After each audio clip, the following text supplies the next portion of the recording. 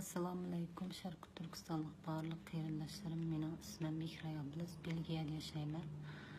Mening bevosita qarindoshlarım opam-hammamiz Yevropada yashaymiz. Mening bu videoni yetishimdagi maqsadim ishki qiyomatlik do'stlarim uchun guvohlik bermoqchi. Bu do'stimning ismi Farida Juma. Birinchi Po'latimiz şirketida ishlaydi. Bu do'stimning ismi Mehrigul Mehmet. Birinchi Po'latimiz şirketida ishlaydi. Bu ikki do'stimning kampga so'langanligidan bugun xabar topdim. Bu ikki do'stim gunohsiz. Xitoy hukumatining ikki do'stimni darhol qo'yib berishni talab qilaman.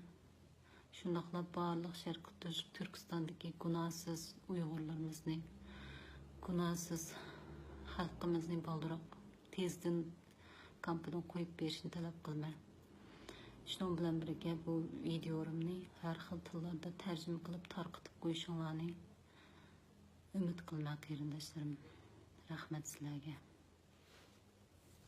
Xayr, xush omon bo'linglar.